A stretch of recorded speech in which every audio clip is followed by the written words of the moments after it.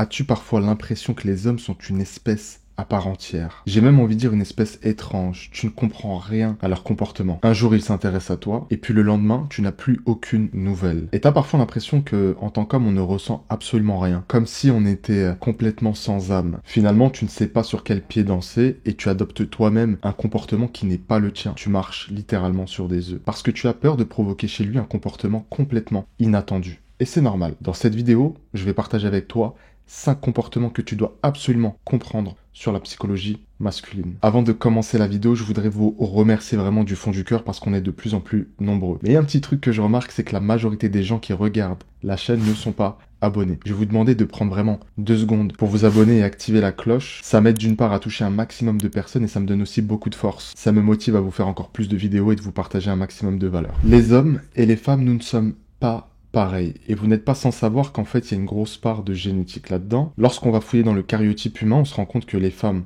ont certains chromosomes et les hommes d'autres chromosomes, notamment les chromosomes sexuels qui diffèrent finalement par un seul chromosome.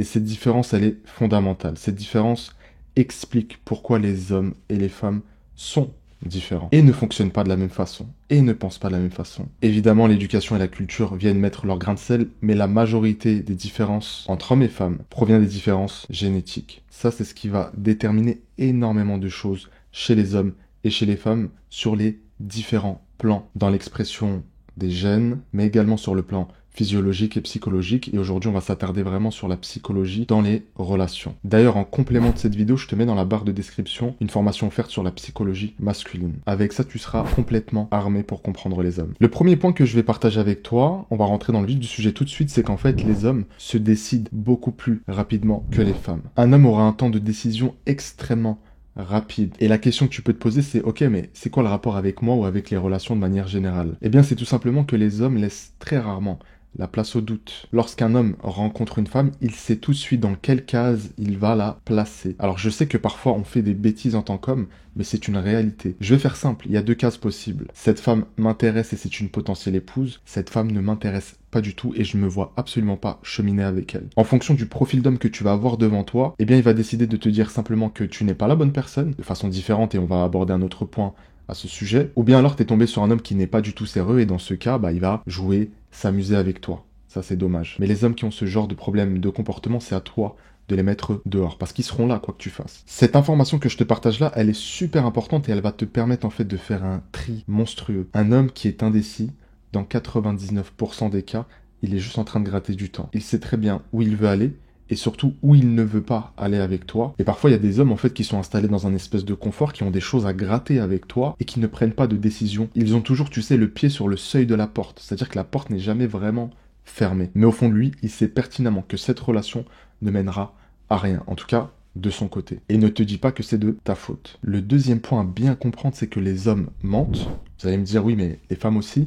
C'est vrai, mais les motivations sont un petit peu différentes. Reste bien concentré sur ce point parce qu'il est hyper important. Ça t'est déjà arrivé de penser que cet homme ne te disait pas tout, qu'il y avait quelque chose derrière, que les excuses qu'il te donnait n'étaient pas les bonnes? J'ai envie de te dire que dans 99% des cas, tu avais raison. Eh bien, c'est exactement dans ce genre de situation qu'en tant qu'homme, on est amené à mentir. Mais ce qui va être intéressant pour toi, c'est de comprendre pourquoi en fait est-ce qu'on est amené à mentir dans ces situations-là. Je vais t'apporter pour ça 2 réponses possible. La première, elle est peu probable, mais elle existe, mais c'est pas celle qui prend le plus de place dans la réalité. C'est que t'es tombé tout simplement sur un menteur, ou un menteur chronique. Tu sais, dans la vie, il y a des gens qui sont de vrais mythomanes, et quand je dis ce mot mythomane, on a tous quelqu'un qui nous vient en tête. On va mettre de côté cette réponse-là, parce que c'est pas celle qui nous intéresse ici. Celle qui nous intéresse, c'est en réalité la seconde. Les hommes vont mentir pour éviter de te blesser. Dit comme ça fait un petit peu chevaleresque, mais c'est vrai qu'il y a un petit fond de lâcheté aussi. T'as certainement déjà entendu le fameux c'est pas toi le problème, c'est moi. Ou alors, après s'être vu dans un cadre plus ou moins licite, tu as ressenti un petit peu de distance. Les messages se faisaient de moins en moins fréquents jusqu'à aller au ghosting. Et tu te demandais, mais qu'est-ce qui se passe? Et puis à un moment donné, tu poses la question et la réponse était, non, il y a rien, t'inquiète. Ou alors le fameux, j'ai des problèmes familiaux que je dois impérativement gérer en ce moment, je suis désolé, je suis pas trop disponible. Souvent, tout ça, ce sont des mensonges qui sont utilisés. Et la réalité, elle est tout autre. Et elle est très simple et je vais la partager avec toi. Quand il t'a vu, il y a des choses qui lui ont déplu. Alors ça peut être quelque chose de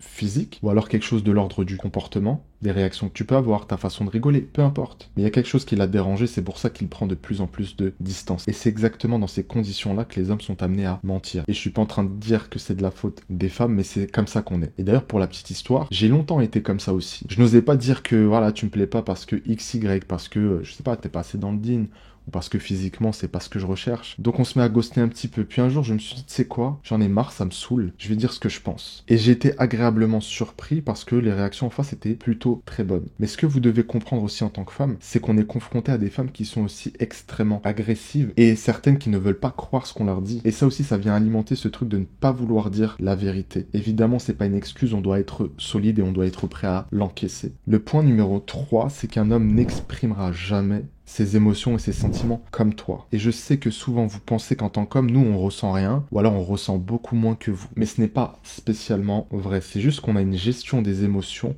qui est différente. Tu sais, dans la vie d'un homme, on apprend depuis tout petit à nous contrôler. Et honnêtement, si tu me poses la question, j'ai envie de te dire que c'est une très bonne chose. Pourquoi? Parce qu'en tant qu'homme, je peux me mettre dans des situations extrêmement compliquées si je ne contrôle pas mes émotions. Je peux finir en prison, je peux tabasser quelqu'un, je peux tuer quelqu'un, enfin ça peut aller loin ces histoires-là. Donc j'ai tout intérêt à apprendre à me contrôler. Et qui dit contrôle, dit aussi contrôle de ses émotions qui naissent de relations amoureuses. C'est extrêmement difficile de ne contrôler qu'une émotion parmi d'autres. Mais je te rassure, au fond de lui, cet homme ressent des choses. Lui aussi, il a les papillons dans le ventre. Lui aussi a le cœur qui palpite. Ne t'inquiète pas. Mais il va pas le montrer de la même façon que toi. Et ça, tu dois bien le comprendre. Et je t'invite vraiment à aller faire des recherches sur les 5 langages de l'amour. C'est extrêmement important de comprendre qu'un homme ne va pas exprimer ses émotions comme toi. Et j'ai envie de dire, tant mieux. Soyons honnêtes, si tu tombais sur un homme qui exprimait vraiment ses émotions et son amour comme toi, peut-être qu'il t'enverrait des messages d'amour tous les jours, qu'il t'appellerait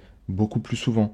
Peut-être que tu le trouverais un petit peu trop collant. Moi, ce que j'observe en programme, c'est que ce genre de couple ne fonctionne pas très bien quand l'homme est excessivement démonstratif. N'hésitez pas à me dire ce que vous en pensez dans les commentaires. Le point suivant, c'est que les hommes souffrent en silence, mais surtout plus longtemps que vous, mesdames. Et je sais que souvent, vous dites non, c'est impossible. Je suis allé stalker mon ex et j'ai vu que, là, il parlait avec d'autres filles. J'ai vu qu'il vivait sa best life pendant que moi, je suis dans le mal. Ce qu'il faut bien comprendre ici, c'est qu'en fait, c'est une façon pour les hommes d'essayer d'oublier. Alors, je dis bien essayer parce que ça ne fonctionne absolument pas. Je vous le dis, il y a quelques années, j'accompagnais des hommes également. C'est une catastrophe. C'est un véritable calvaire. Ils n'arrivent pas à se remettre. Ne confondez jamais ce que vous voyez et la réalité des choses. Et je vous le dis, la réalité des choses, elle est pas du tout belle pour les hommes, concernant la rupture en tout cas. Toi, lorsque tu vas faire ton deuil amoureux, tu vas en parler avec tes copines, tu vas exprimer tes émotions, tu vas peut-être beaucoup pleurer, mais tu vas te reprendre en main. Et dis-toi qu'un homme aura une gestion qui est un petit peu différente. Il va s'isoler socialement, il va process vraiment tout seul dans son coin. Et il va venir quelque part alimenter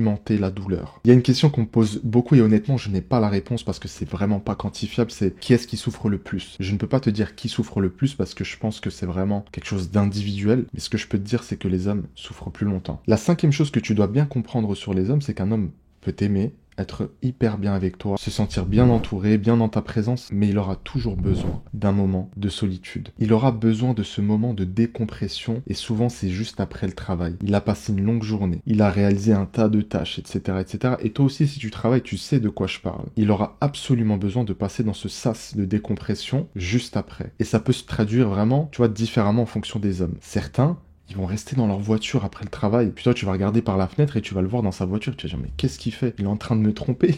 Non, il est juste en train de souffler. Et puis t'en as d'autres qui vont rentrer, s'isoler un petit peu, lire, méditer, rattraper ses prières, etc. Et ce n'est pas forcément le moment le plus opportun pour venir lui ramener des problèmes ou lui faire des reproches. Et ce que je vous dis là, souvent ça arrive en fait. À peine passé le seuil de la porte que les attaques commencent. Et c'est exactement comme cette sensation, tu sais, d'être sous l'eau, de sortir de l'eau pour prendre une respiration et tu as à peine pris cette respiration que quelqu'un vient t'enfoncer la tête sous l'eau encore. C'est super désagréable, donc n'hésite pas vraiment à comprendre ce besoin chez lui. Tu vois, à travers cette vidéo, le but c'est que tu commences à te mettre dans la peau d'un homme, à comprendre, et j'espère sincèrement que cette vidéo fera écho par rapport à ton histoire actuelle, ou peut-être des histoires que tu as vécues par le passé, et que tu comprennes qu'il y a vraiment des choses qui sont juste de l'ordre du masculin. Tout comme toi, tu fais ces efforts pour essayer de comprendre cet homme, il va devoir lui aussi faire des efforts pour te comprendre, parce que c'est comme ça qu'on va réussir à cohabiter ensemble et à vivre de belles relations. N'oublie pas de récupérer ton cadeau dans la barre de description, de t'abonner, de liker la vidéo, et on se dit à la prochaine. Assalamu alaikum.